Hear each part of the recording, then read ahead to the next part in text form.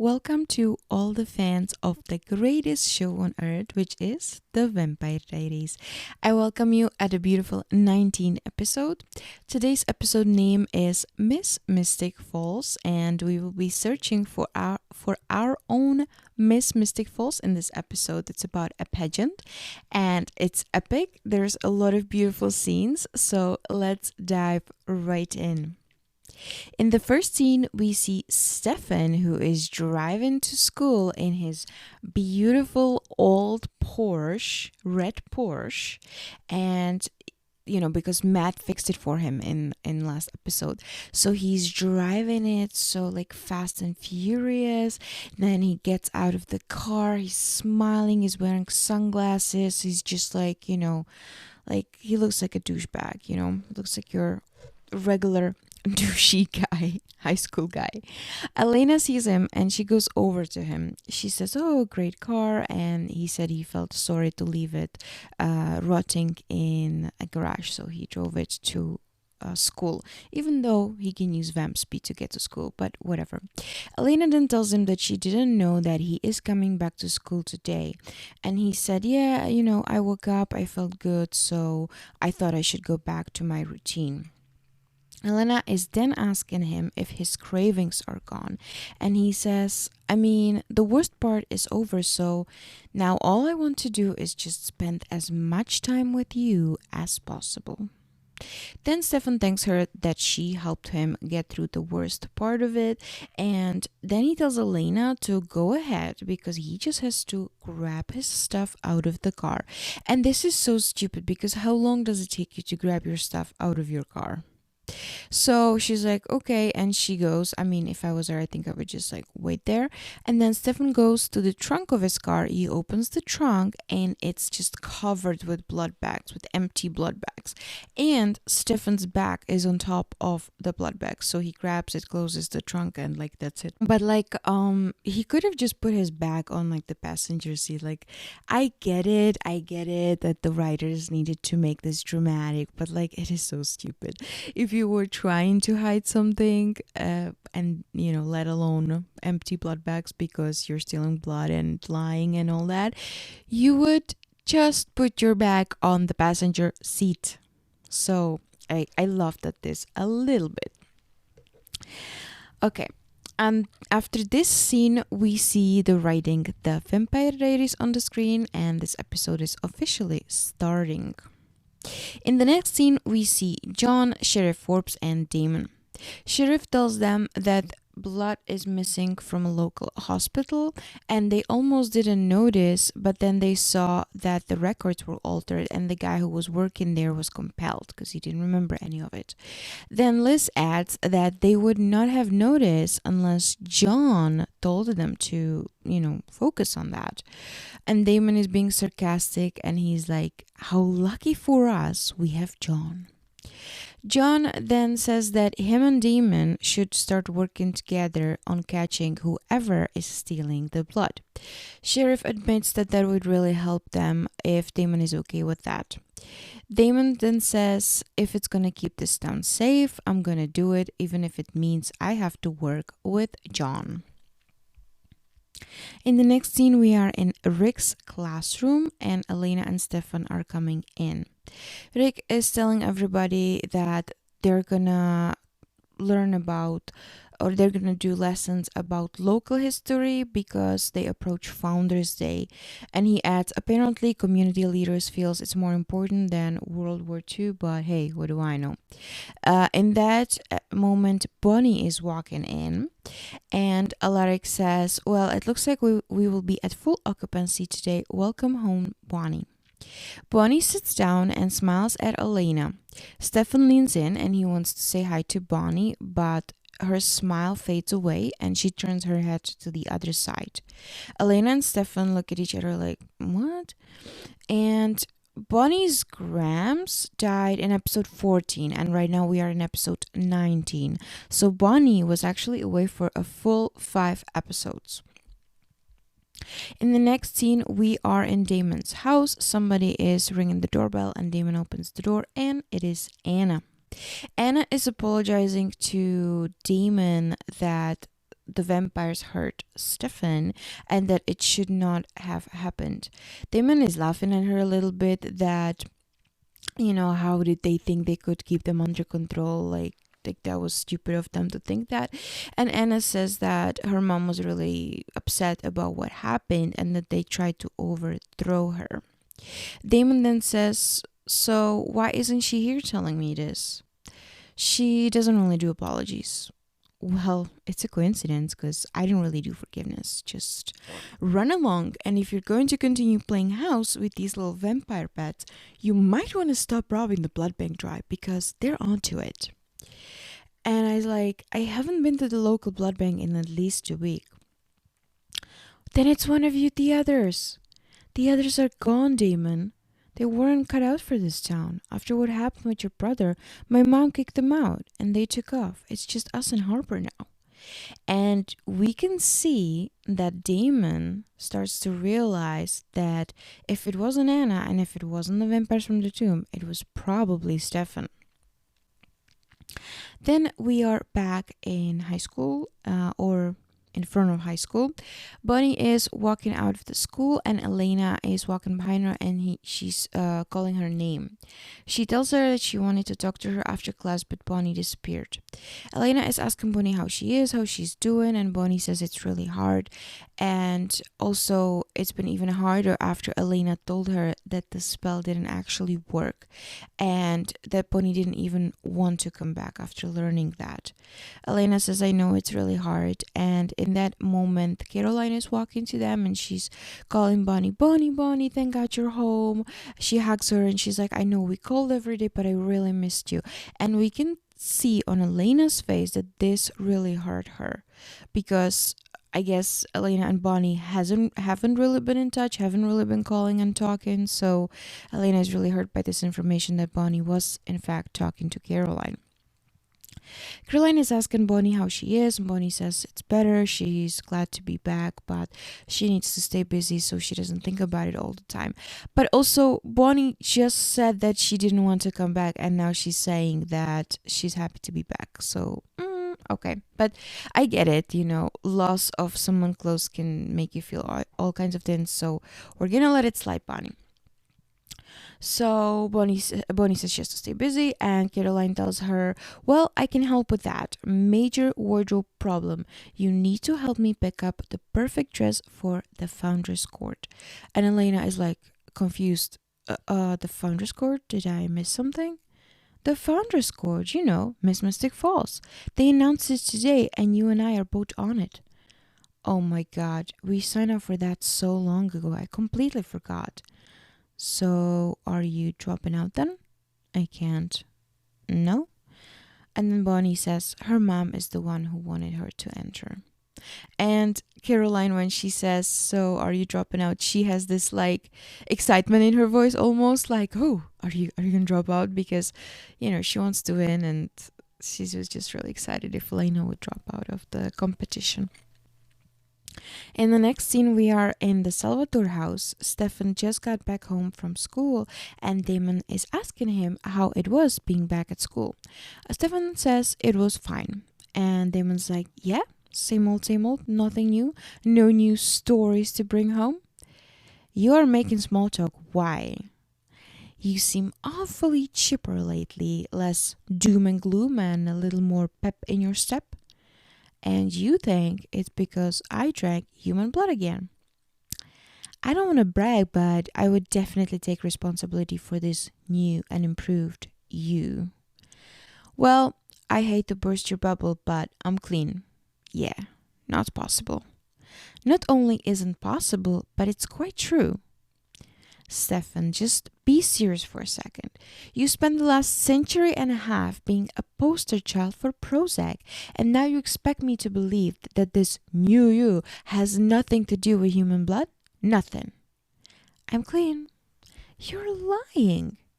Believe what you want.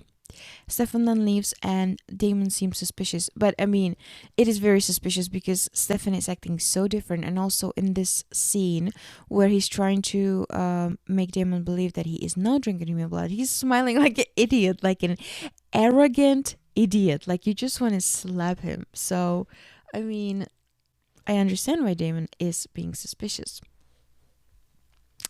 In the next scene, we see Elena, who is in her house. She's in the kitchen and she is calling Stefan, and she's telling him about the Miss Mystic Falls competition. She also apologizes to give him such a short notice, but she said she completely forgot about it. Stefan tells her it's okay, and of course, he's gonna be her escort. And then we kind of jump from Elena's house into Stefan's house because they're on the phone, and we see Stefan, who is holding the blood bag, who is holding a blood bag in his hand, and he kind of says to her like, oh yeah, I'll escort you, but then he's looking at the blood bag and you can see that he's thinking, well, that's going to be interesting. Elena then tells him that it was really important to her mom, and her mom loved all this Founders Day stuff and all these events, and that she wants to run for Miss Mystic Falls because for the mom than for herself. For her mom than for herself. Stefan says it's going to be great, and Elena then tells him, see you tomorrow, love you. Stefan, love you too. And then we end this scene in Stefan's house. He hangs up the phone, goes into a drawer where he has a trash bag, and he adds yet another empty blood bag, and then he closes the drawer. Then he is suspiciously walking through the house and into the basement. He opens a fridge, a giant fridge they have in the basement, and it is full of blood bags from the hospital. So now we know who is robbing the blood bank, right? And it is not Anna, and it is not the two vampires. Stefan is looking into the fridge because we need this scene to be very dramatic. So Stefan has the fridge open and he's looking in. And then Damon appears in this scene, but you cannot really see, it's in the basement, so you cannot really see his face. He's like in a shadow, and he says, well, he's a liar and a thief. And a very dramatic music plays as Damon says this, and it is such a great scene. I love it. After the drama queen effect ends, Damon then says, were you gonna share? And Stefan's like, have at it, and points to the blood. And Damon's like, no, I'm talking about the fact that you're a closet blood junkie. So I'm drinking blood again. You're the one that shoved me onto it. What's the problem? I have it under control. Under control? You robbed the hospital. So what's your point?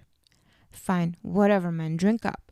Just remember, we're trying to keep a low profile. Why don't you just walk up to Sheriff Forbes and ask her to tap a vein? And then this line that Stefan says is amazing. Have my actions negatively impacted you? I can't imagine what that must feel like. Because basically up until now, Damon was the one who was doing stuff that negatively impacted Stefan, right? And he killed his best friend. So this is great. Have my actions negatively impacted you? I can't imagine what that must feel like. Damon says to that, yeah, what does Elena think about the new you? Nothing has changed. I'm still the same person. And Damon's like, clearly. Elena doesn't need to know anything yet. You've been off the human stuff for years, Stefan. If you're having trouble controlling it, I'm not having trouble. Who do you think you're talking to? I know what it's like. That Jekyll and Hyde feeling, that switch, sometimes it goes off and you snap. Right now is not a good time for me to be worried about you snapping. I know that it pains you to see this, but I'm fine, okay? I'm fine. So please do me a favor and back off. Stefan then closes the fridge and walks away. And I really like this mention of Jekyll and Hyde. I did read that book, and I feel like that is a very good description about what vampires feel. Because it's that internal struggle between the good and bad the whole time, and between trying to be a better version of yourself, but then the dark side is taken over in a lot of times. So I think that is a very good comparison, the Jekyll and Hyde. I like that. In the next scene, we see Carol Lockwood and two other women that we don't know. They're like on kind of like a board, and they are interviewing the girls who applied to be in the running for Miss Mystic Falls. Then we see different scenes of Elena, Caroline, Amber, and Tina, who all talk about why they decided to enter for Miss Mystic Falls and how they are helping their community. Caroline says, I'm on the Mystic Falls Beautification Committee, which is such a funny name. I volunteer at the Poor Soup Kitchen. I implemented this year's Go Green campaign at school. I worked for the recycling program and was in charge of this year's police raffle. Then Elena says, I recognize that I haven't been as involved this year that I used to be, or as I used to be. I've been distracted and I let a lot of things slide. But I'm aware of what an honor this is, and I want you to know that I take it seriously. This was really important to my mother. She believed in community, family, honor, and loyalty. It's the legacy she left for me. In the next scene, we are in Damon's house, and John comes over. He's like, hey, partner, what do you want? You haven't returned any of my calls. Most people take that as a hint. When do we start looking for vampires? What do you mean, John? You obviously don't care about catching vampires. You're here talking to me. Actually, I care very much. What does Isabel say about this? I mean, considering she is one. Isabel and I share a mutual interest. The original Jonathan Gilbert has an invention that was stolen by a vampire. That vampire was then burned alive in Fell's Church, or so Jonathan thought, and the invention was lost forever. But then, the vampires weren't really killed, were they? They were trapped, and now they're free, thanks to you, which means the invention is retrievable. What is it? The only thing that matters is that I want it back, and you're going to help me if you want your secret safe. Why bring me into it, John? I mean, I don't know what you're talking about, much less who has it. Oh, come on, Damon. You were around back then. You know who these people are, what they look like. He was friendly with the woman who turned out to be a vampire. Her name was Pearl. Does that ring a bell? I'm not playing anymore. Get out. Get out. I beg your pardon? You know, I only entertained this whole blackmail scheme thing of yours because I thought that you and Isabel could lead me to Catherine. But see, now I know you have no idea where Catherine is, because if you did, you would know that Catherine and Pearl were best friends. See, you don't know everything, John, do you? I'll tell the entire council what you are. Go for it. I'll kill every last one of them. Then I'll sever your hand, pull your ring off, and I'll kill you too. Do you understand that? And also, I want to mention that Damon here says that he says here, see, you don't know everything, John, do you? And that is, he says that because in the last episode, when John, Rick, and him were talking, John seemed to know a lot. And Alaric and Damon were a little bit scared, like, how does he know so much? So Damon was a little bit intimidated, I think, or maybe surprised of how much John knows. But now he realizes, oh, well, okay, well, he doesn't know shit. So he kind of puts him back in his place. So I do like that, because I don't like a scared Damon, because scared Damon is creepy. In the next scene, we are at a dance lesson for the upcoming Miss Mystic Falls pageant. Carol Lockwood is leading this dance class, and she's teaching them a dance essentially that they will be performing at the pageant. And it's all about a near touch. So the dance starts with a near touch where the couples are not supposed to really touch each other. Elena says that it is really funny, this dance, and Stefan replies to her that it's only funny to her because she she doesn't know how to do it. And she's like, oh, sorry. Only one of us was around when the dance was invented. And then Stefan grabs Elena and he like spins her around. To which Carol is like, no, no, no. There's no touching during this part. It's about the simple intimacy of the near touch. And Stefan then tells Elena that near touch is overrated. Elena tells Stefan, you seem to be in a good mood. Is that a bad thing? Would you prefer me to be brooding and tortured? Hey, I'm not complaining. In the next scene, we see Bonnie and Caroline who are talking. Caroline is thinking out loud who is her biggest competition. She says that the Fell girls don't stand a chance. Amber is their only, so it doesn't look like they only bring in people who are from founding families. And then she adds that Elena has a sympathy vote since her parents died. How can I compete with that? Bonnie tells her, very nice, very sensitive. Caroline then apologizes to Bonnie that she understands how this must feel very unimportant to her considering what has happened to Bonnie. And Bonnie's like, no, I get it, you want to win.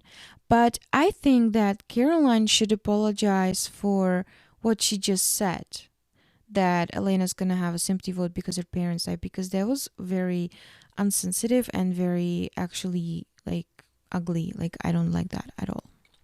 Caroline then says that her grandma and also both of her aunts used to be Miss Mystic Falls back in the day, but only her mom was not, and that she wants to really win. Caroline and Bonnie then walk into the room where the dance rehearsal is being held, and Elena and Stefan walk over to Bonnie. They both say hi to her, but she doesn't react in any way.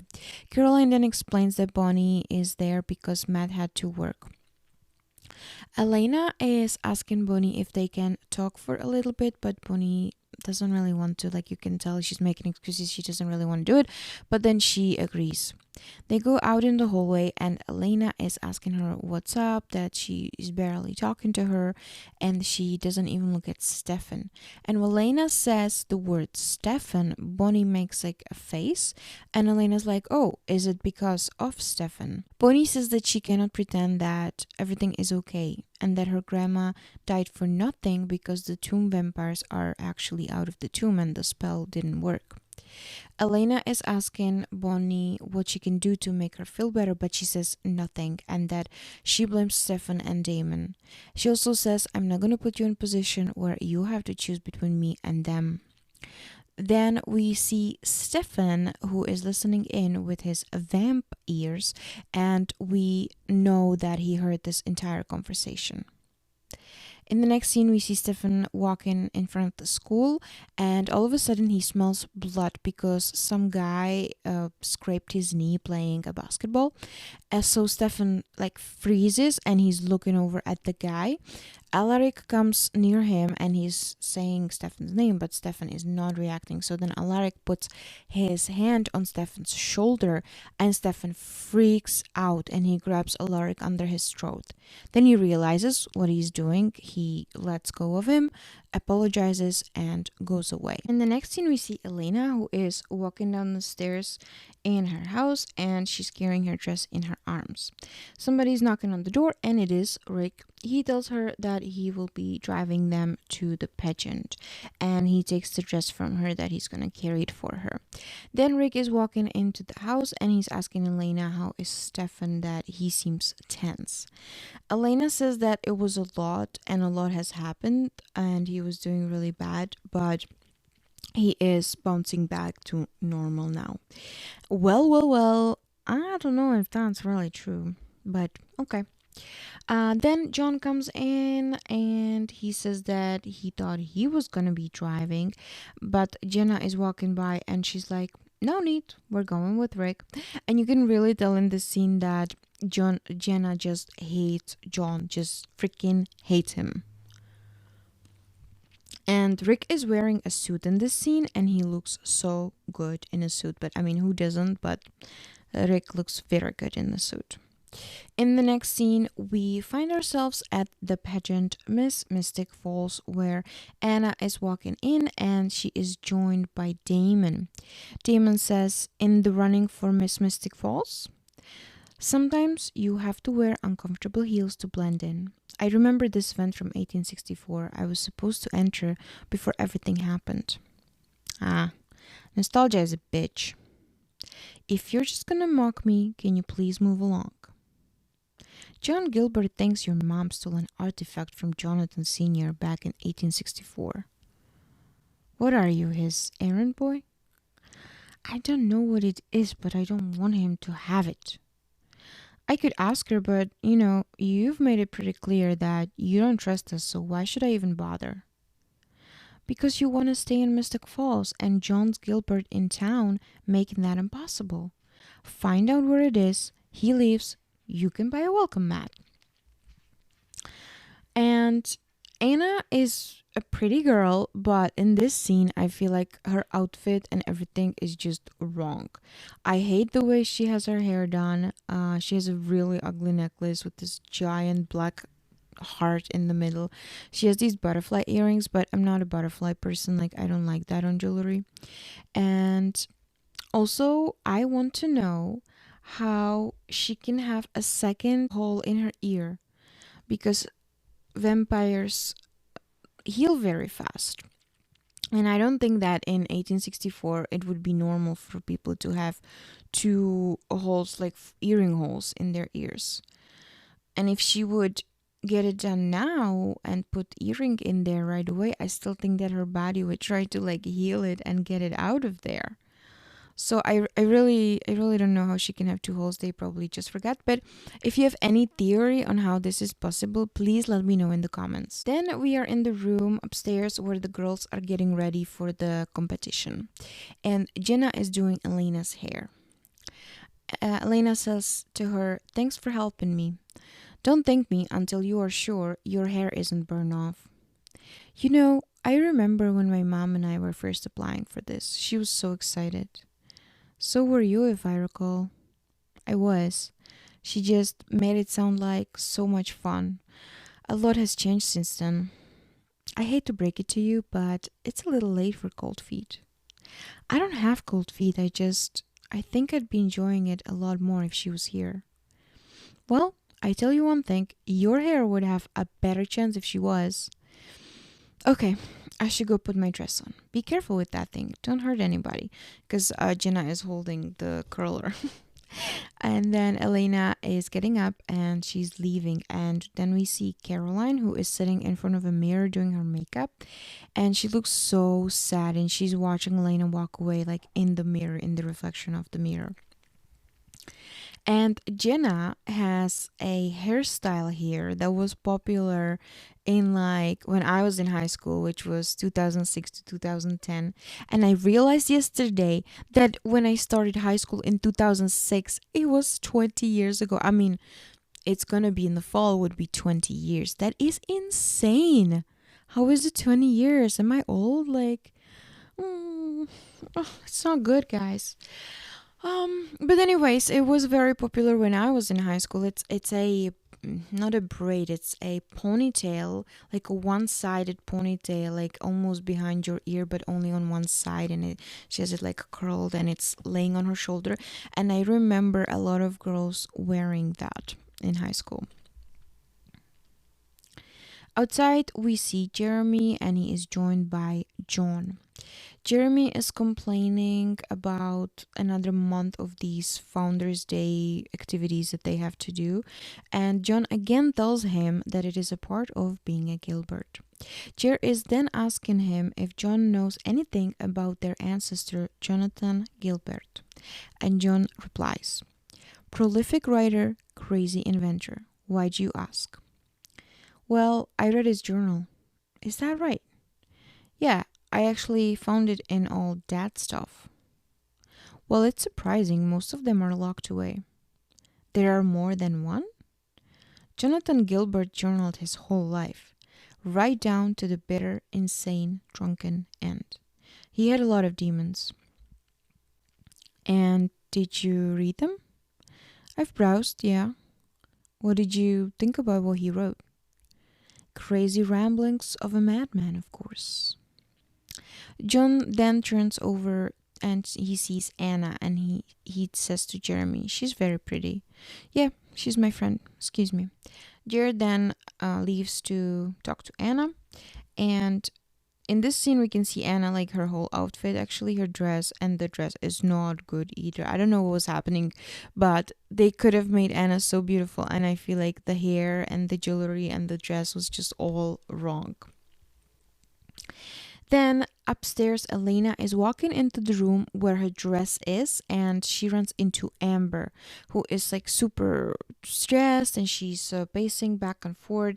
And Elena is asking her if she's okay. And Amber says, I hate being the center of attention. I get panic attacks. I'm gonna go get some air. And Amber leaves. And I want to mention that the house where this pageant is held is so beautiful. The house in the series is called the Founders Hall, and there is so much light in there, so many windows, so like a lot of natural light.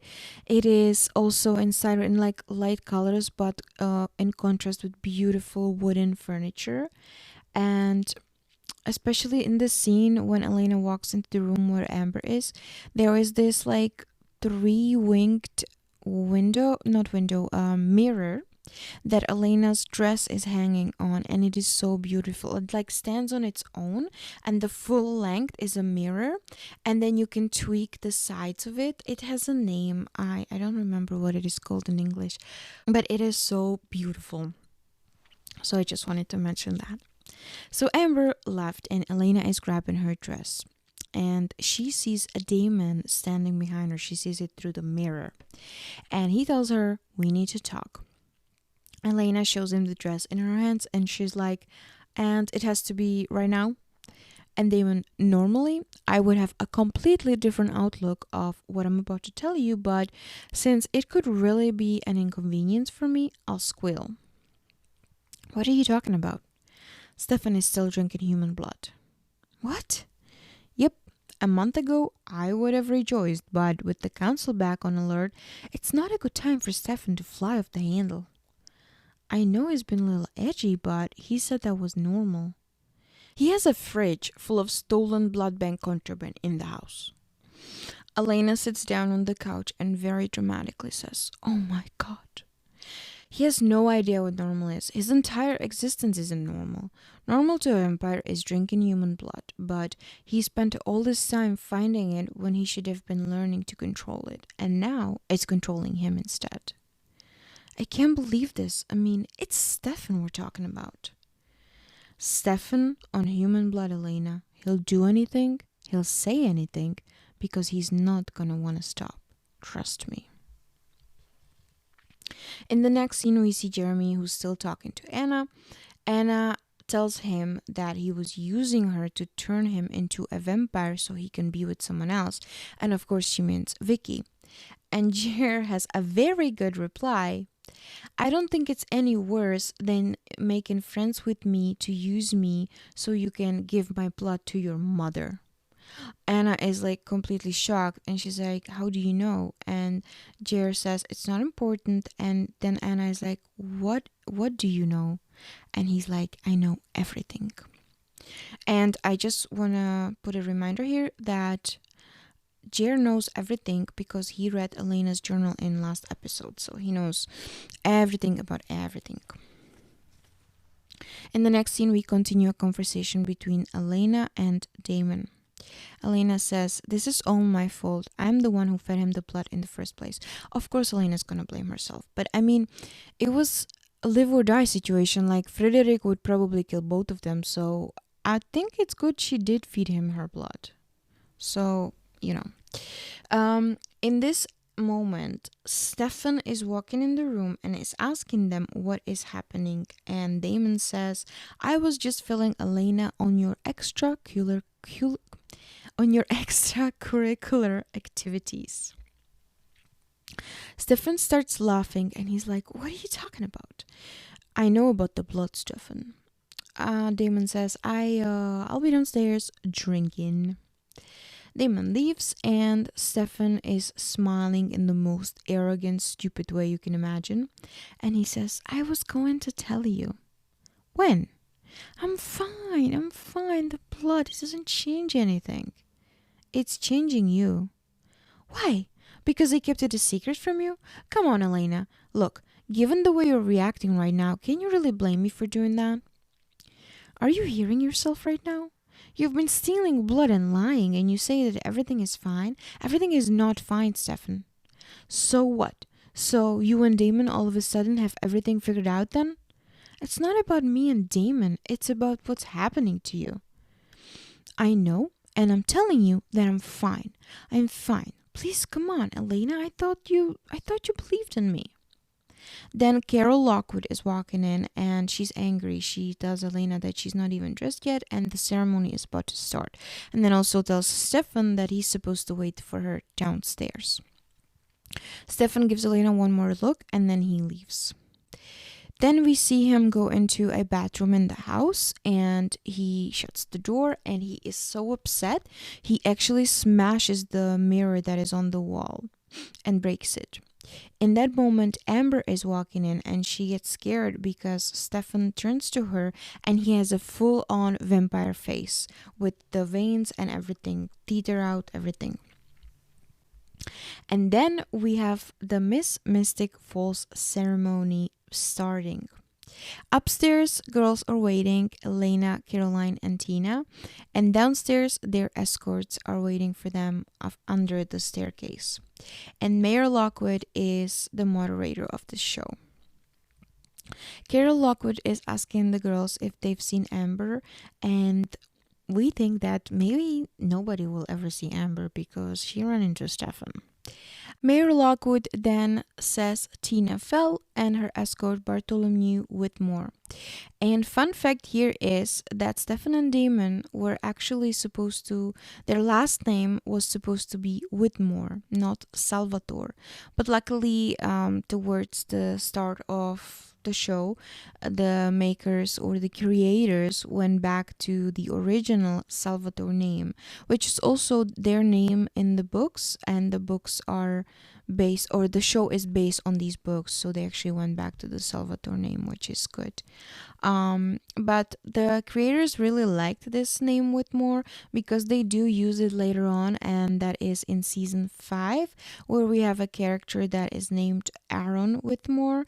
So apparently the creators really liked this name to go back to it and use it later on.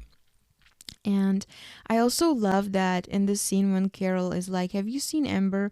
Nor Elena or Caroline say anything to Carol, like they just totally ignore her. Then Elena is leaning over the railing and she's asking Caroline if she sees Stefan down there. And Caroline also leans over and she's like, nope, just my boring escort. And she says something like stand-in escort, or I forgot what she says, but like last minute kind of escort. And Elena's like, wait, where's Matt? And Caroline says that Matt had to work, and then Caroline's like, wait, where's Stefan? And Elena says, I don't know, he just disappeared somewhere, I don't know. And then Elena goes into a spiral and she's like, what am I doing? I never should have gone through with this. And Caroline says, what do you mean? I need to find Stefan. This isn't me. I'm not this person anymore. And Caroline has a silver lining Caroline moment. No way. You've had your chance to drop out, and believe me, I was all for it, because there is no way that I can beat you. Elena, you are doing this because it was important to your mom. And then Caroline smiles at her, and we can see that this really helped Elena to stay in the pageant.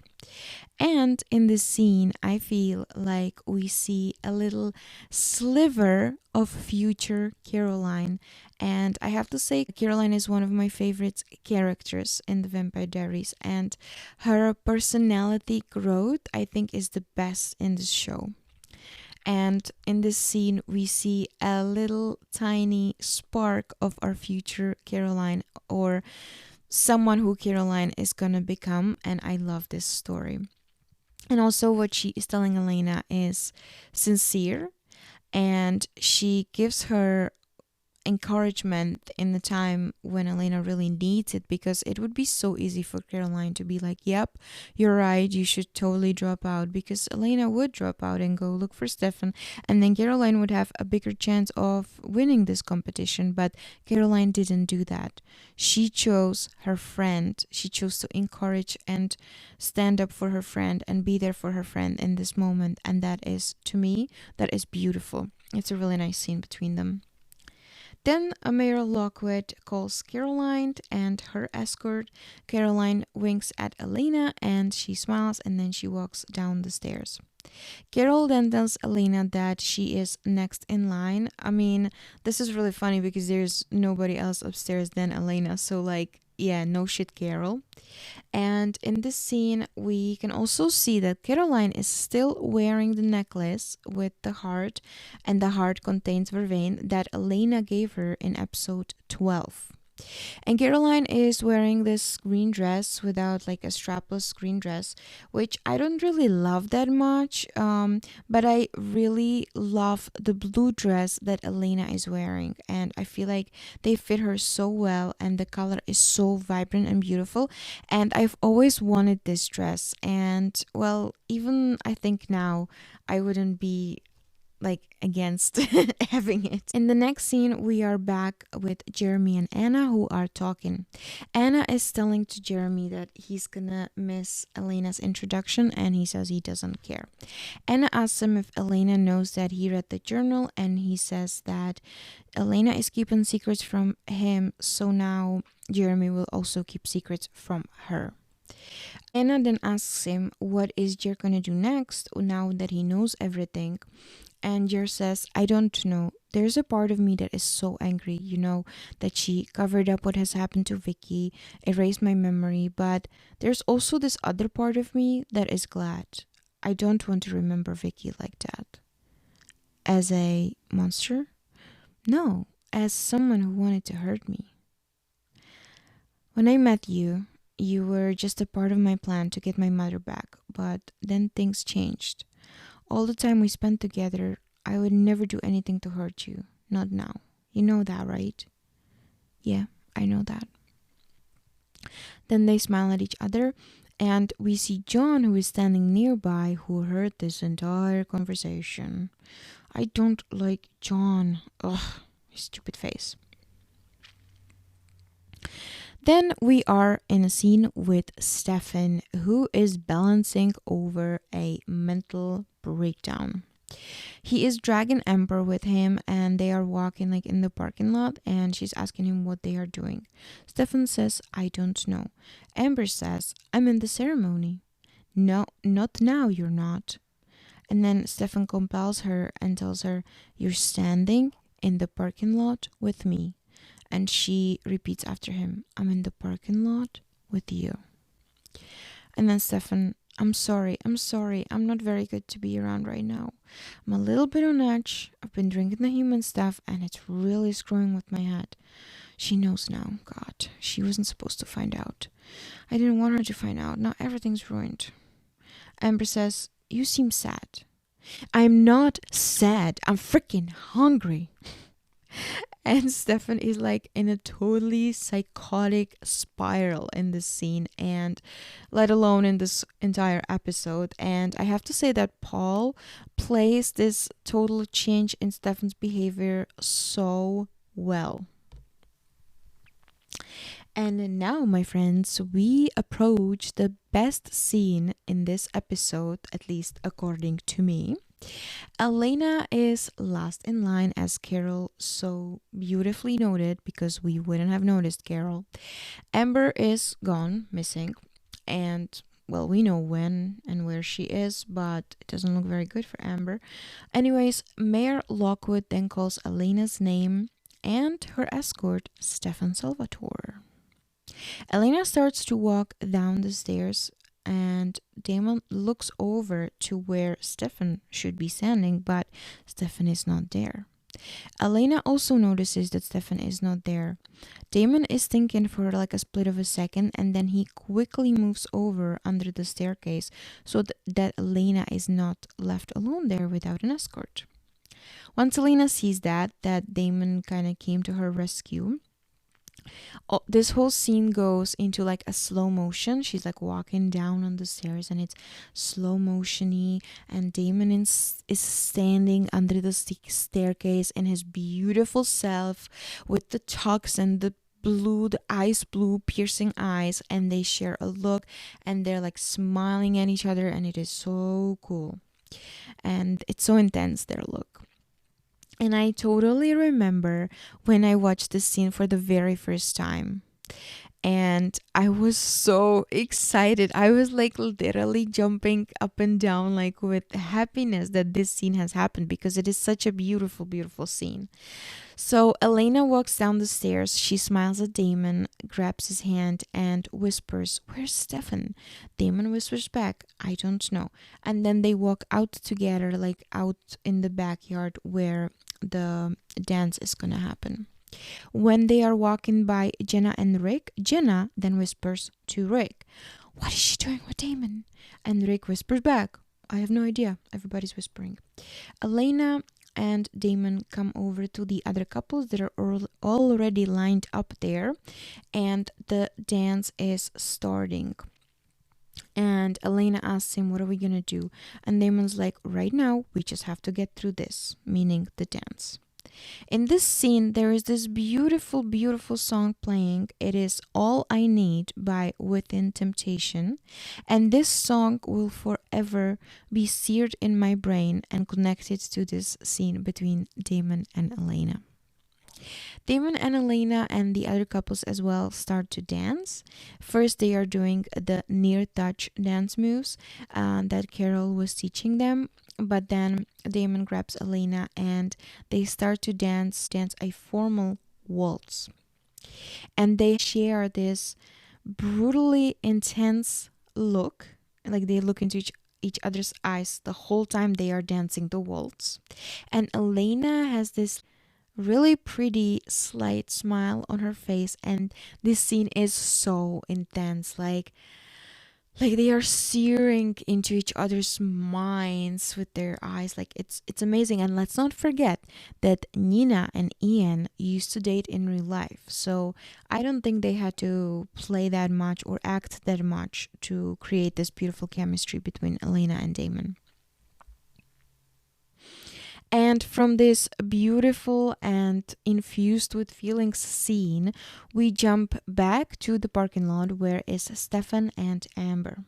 Stefan goes on with his rant and says, "I don't hurt people. I don't do that. I'm the good brother." "Do you want to hurt me?" "I want to kill you. I want to rip into your skin and I want to feed on your blood. Your carotid artery right here." He's touching her neck now in this scene. "If you puncture this just right, you can control the blood flow. It takes practice, but it doesn't have to be messy. You don't have to waste any." "What is stopping you?" Stefan is touching Amber's face and says, "If I do this, if I give in, there's no going back." "Then don't."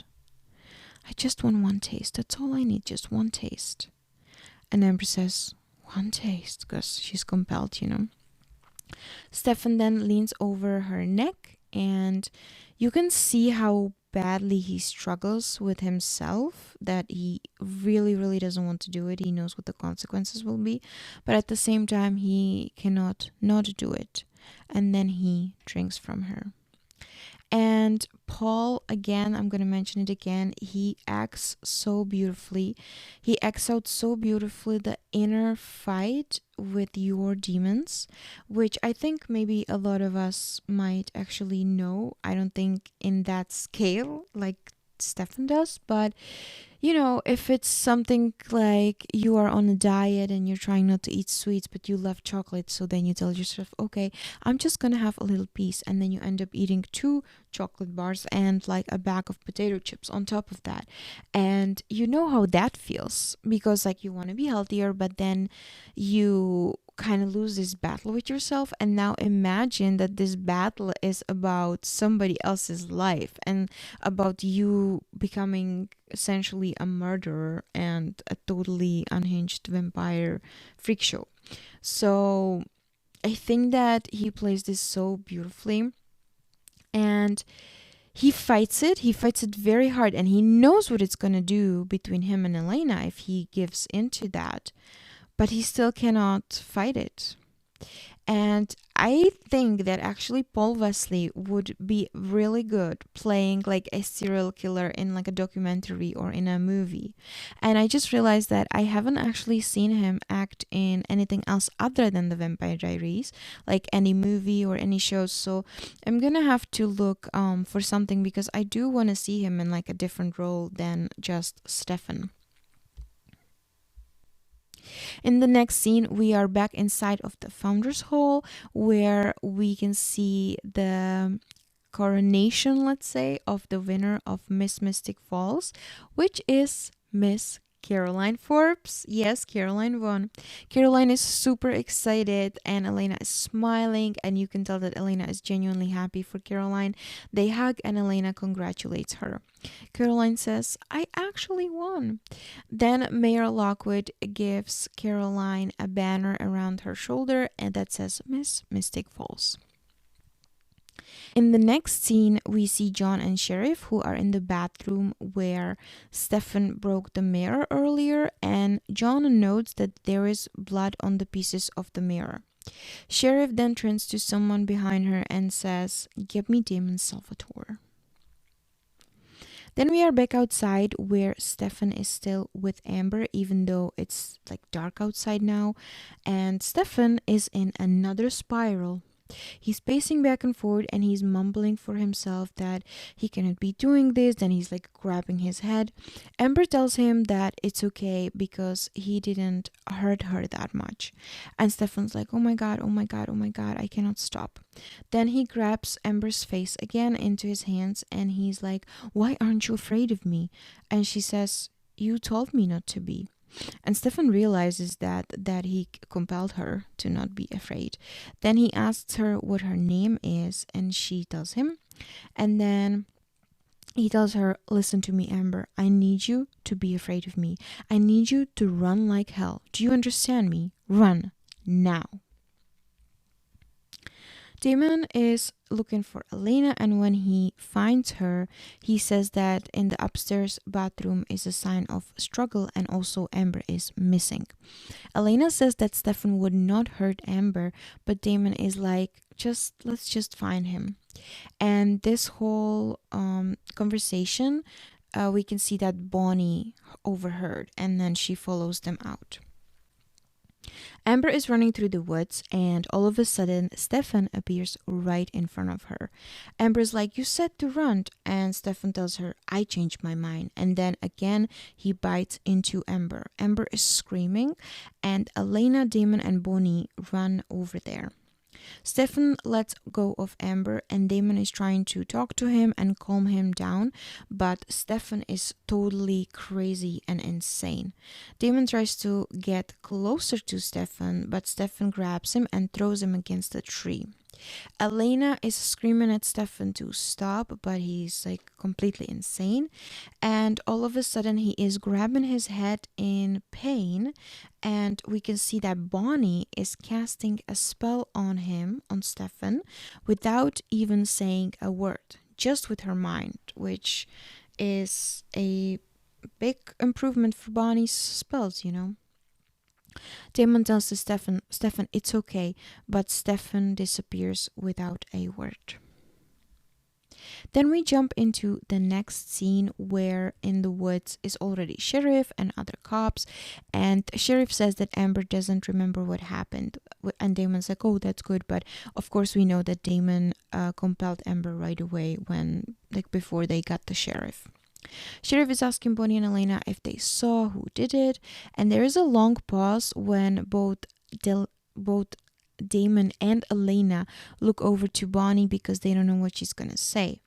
Then Elena says no, that they found Amber, and then they called for Damon. Bonnie is asking the sheriff if Amber's gonna be okay, and sheriff says yes. And for the girls to go back inside, that she and Damon are gonna take over. The girls are leaving, and sheriff is asking Damon if he thinks that they saw that Amber has like bite marks on her neck, and Damon says no, they didn't get that close. Elena is then asking Bonnie if they can talk, but Bonnie tells her that there is nothing to talk about. I told you I wasn't gonna make you choose, but I need to make the choice for myself. Please just leave me alone. And then Bonnie gets into a car and Elena looks super sad. And I mean, I totally get that, because can you imagine that you have a best friend that you've been friends with since childhood, and all of a sudden she tells you, please leave me alone? Like, she doesn't want to have anything to do with you. That is very sad. Inside, Jenna is asking Jeremy if he's ready to leave, and he says, just give me a minute, because I think he wants to say hi to Anna.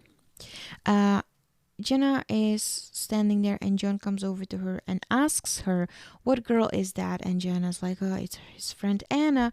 And John keeps asking about Anna, and Jenna's like, why are you so nosy? And John says that he's just curious, and that Jeremy really seems to like her. And John asks, like, what's the story with Anna? And Jenna says, she's new in town, I think. She and her mom Pearl, the family who you are so rudely trying to prevent from buying Grayson's building. And John is like, her mother's name is Pearl? Yes, so... Well, I believe I already know all about her. Outside, Elena is waiting for Rick, and Rick just has one glimpse at Elena, and he knows that something is wrong and is asking her what happened. Damon is walking outside, and Pearl and Anna appear. Pearl tells him that Anna was telling her that Damon is looking for a device that Pearl took from Jonathan Gilbert. She puts it in his hand, and Damon is asking what it is. Pearl says, Jonathan was passionate about his inventions. He confided in me that he had created a detection device meant to track down the town's vampire element. It was the pocket watch. That's what it turned out to be, yes, but that's not what I stole. I discovered my mistake when I saw the watch in Jonathan's hand. The night they took us, it still pointed at me. So what is this? I have no idea, but now it's yours. What's the catch? There is no catch. My daughter wants to stay here. I want to stay here. You refuse to trust us, and for a good reason. Consider this an apology. Damon looks at them, and then he just walks away without saying anything else. Then, in the next scene, Stefan is walking to his room, and he's trying to calm himself down. Elena walks in, and Stefan says, you shouldn't be here. I know. And Stefan looks at her and says, now you know.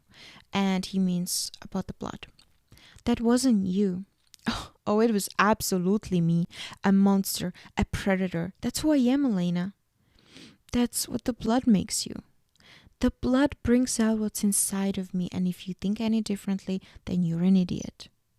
I know this isn't you, Stefan. I wanted to drain every ounce of blood from that girl's body.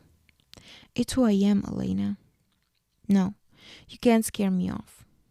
Why would you risk it? Why would you come here? Because I did this. This is my fault. I'm the one who made you drink the blood. All you did was expose me to who I really am. This isn't you. Then Stephanie is screaming at her, stop saying that. Don't get any closer to me. I'm not gonna let this happen to you. Stop. Stefan, I'm not gonna give up on you. I believe in you. And then again he screams at her, stop. He pushes her against the wall, and very roughly he pushes her, and then he slams his fist in the wall. We can tell that Elena is worried, and Stefan can also see that, so he starts to apologize. She says, it's okay, it's okay. Then Stefan lays his head on Elena's shoulder and starts to cry. And then he tells her, I don't know what is happening to me. And Elena says, "It's okay, Stefan. It's okay. You're gonna be okay." Then she takes a vervain dart and she stabs him with it. Stefan falls down and Damon enters the room. She looks at him. Damon says, "Sure you want to do this?" "I'm sure." They put him in a cell in the basement and they close the door. Damon then tells her there is no guarantee it's gonna work. And Elena says it has to. Damon is then trying to leave or is leaving and he asks Elena, "Are you coming?" And she says she's gonna stay here and sits down on the floor. So then Damon hesitates for a little bit, but then he also sits down against, like leans his back against the wall, and they are both sitting in the hallway in front of the cell. And this is the last scene of episode 19, which is called Miss Mystic Falls. And the best scene, according to me, or that I think is the best in this episode, is definitely Elena and Damon and their dance and their chemistry. Best acting in this episode is definitely Paul Wesley and his beautifully portrayed, or I don't even know if beautifully is the right word, but just the way he portrays the change, the total change in Stefan's behavior, because it's like a completely different person and he plays it so well. The internal struggle and just everything, it's so good. And then also in the last scene, I really applaud to Elena that she was ballsy enough to go to Stefan with the vervain dart when when he is in such an unstable place, because he was already very angry with her. He already like pushed her, slammed the fist next to her, so he could have actually hurt her if he found the dart on her. I think not like he wouldn't want to, but I think maybe if he snapped in that moment, he could have like pushed her against the furniture or something. So yeah, this episode was packed with so many things that have happened. I remember when I started to, or when I used to watch the Vampire Diaries when I was in high school, I would always feel like the episodes were so short, like it would start and immediately it would be the end of it. And now when I'm actually preparing it for the podcast, I feel like so many things are happening, but that is also because I go scene by scene, and maybe that makes it feel like it's longer. But when I was in high school, I remembered that the episode used to come out on Thursday in the US, and I lived in Europe back then. So on Friday afternoon, I would come home from school and it would be like a ritual for me. And it was such a good day because it was Friday and there was a new episode of the Vampire Diaries. So I would come home, I would put my stuff down, I would be like, "Mom, I have a new episode of the Vampire Diaries. Please don't come to my room for 45 minutes. She'd be like, "All right."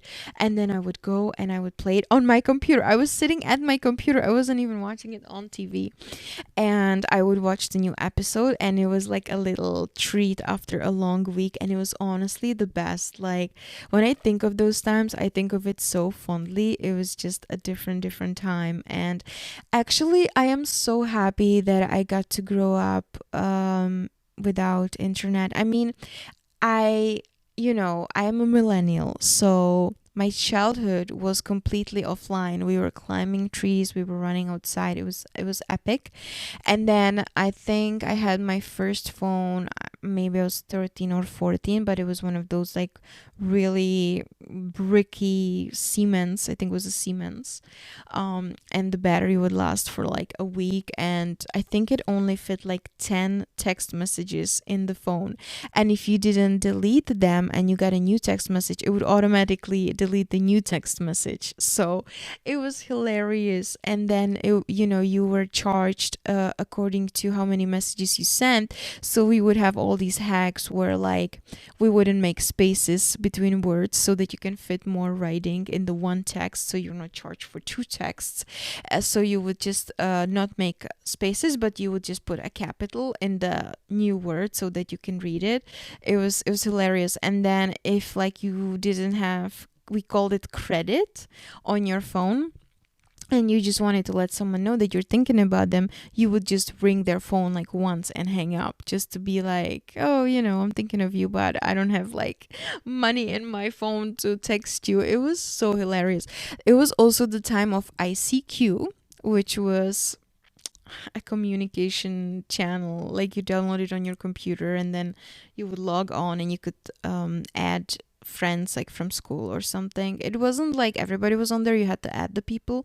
But yeah, I would always come home from school and I would turn on my giant computer. It was one of those bricky ones, like the computer screen was a giant square. So I would turn it on. It would take like 15 minutes to boot up and connect to internet, and it was making that creaky noise while connecting to internet. And then I would turn on ICQ. It had this green icon of a flower, and when it was logging on, there was like one petal of the flower was red, and then it would spin around when it was logging on. Oh my god, I feel so old right now. So that was honestly the best times, and I'm so happy I'm a millennial and I get to grow up in the 90s, because I'm not doing well with the online world. I spend a lot of time on Instagram now, and I can't imagine being on social media since like a very young age. I think that must, you know, not be good for you. But anyways, the Fridays with Vampire Diaries were the best. And then I know I mentioned to you before that I used to watch it with my friend Gabriela also, and we one year we got this giant jar of Nutella. I want to say it was like 5 kilos of Nutella. It was huge. It was a special edition for Christmas, and so we would always bring out the big jar of Nutella, and we would put the new episode on and eat the Nutella. And those memories are just so good. I have so many good memories that are connected to the Vampire Diaries, and I grew up on it and I still love it, and I will always love it. It's my guilty pleasure. It's my favorite show, and I just love it so much. And I hope that you enjoyed today's episode. I enjoyed it so much, and we only have 3 more episodes to go until we hit the season finale, which is, as I mentioned before, my favorite season finale of all Vampire Diaries. The season 1 finale is so good and so clever and such a cliffhanger, and I absolutely love it. I just want to mention that I am going to Florida next week to see my friend. I'm going on Thursday, so I'm not sure if there will be an episode next week. I'm going to try to do it. I'm going to try to start working on it now, so that I have it ready and I can upload it and get it ready for you. But I don't know what's gonna be happening with work and whatnot, so I will try to do it, but no promises on that. But anyways, thank you so much for listening. Thank you for subscribing, commenting. I see the number of the followers of the show growing, and it makes me so happy, because it makes all this prep and all these hours spent on the podcast so worth it. But if you do have any comments or questions, or you want to send me a message, you can do so on my vampire Instagram, which is TVD forever / I was feeling epic. And you can send me a message there. You can comment on there, or also on Spotify. I do see all of it. I'm on there every day, so I will be happy to read your inputs on the Vampire Diaries. If there are things that maybe I haven't mentioned that seemed weird to you, like that were in the plot and didn't really make sense, or just something that just didn't sit well with you, let me know, because I would be happy to see some other people's opinions and think about that and dive into that. So please don't hesitate to contact me, and I hope that you will have a wonderful weekend. Today is Friday, so if we were back 15-20 years ago, there would be a new episode of the Vampire Diaries. Not 20 years ago, because Vampire Diaries came out I think 2009, so okay, let's say 15 years ago it would be a new episode. Oh, I miss those times sometimes. So anyways, I hope you have an amazing and relaxing weekend, and we will meet here next time when we will be talking about episode 20. Have a great weekend, everybody.